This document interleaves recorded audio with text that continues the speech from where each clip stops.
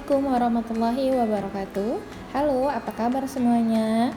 Semoga semuanya dalam keadaan sehat ya. Alhamdulillah, kali ini bersama Ustazah Yunita kita akan mengetahui pembelajaran selanjutnya. Dan untuk menambah keberkahan pembelajaran kita, mari kita buka dengan basmalah. Bismillahirrahmanirrahim. Tema 4, subtema 2, muatan bahasa Indonesia. Kali ini kita akan mengetahui inti cerita dalam buku sastra. Yuk disimak. Apa itu buku sastra? Buku sastra adalah buku yang berisi cerita tentang perasaan manusia, menyampaikan kebenaran dan moral kebaikan dengan kata-kata yang indah.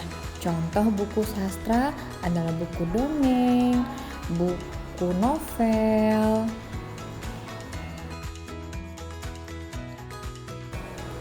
Inti cerita dalam buku sastra dapat diketahui jika kita membacanya dengan cermat.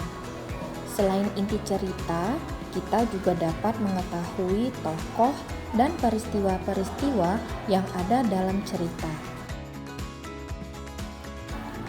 Karena buku sastra mengandung moral kebaikan dan kebenaran yang disampaikan dalam cerita, lalu bagaimana cara kita mengetahui pesan moral pada cerita tersebut?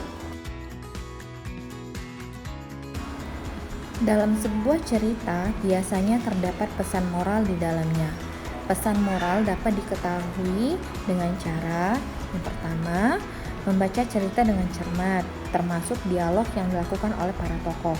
Yang kedua, mencari peristiwa dan kalimat yang mengandung saran, nasihat, pesan, atau anjuran dalam cerita yang dibaca. Langkah berikutnya untuk mengetahui pesan moral dalam cerita, membuat kesimpulan dari peristiwa atau kalimat yang mengandung saran, nasihat, pesan, atau anjuran dengan bahasa kita sendiri.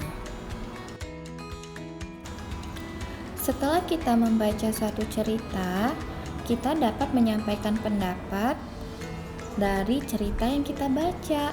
Nah, untuk menyampaikan pendapatnya dapat disampaikan dalam bentuk tulisan.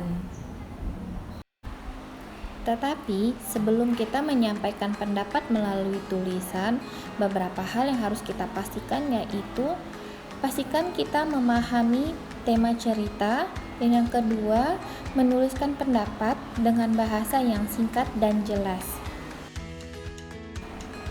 Alhamdulillah, semoga apa yang Ustazah sampaikan dapat bermanfaat dan mempermudah pembelajarannya.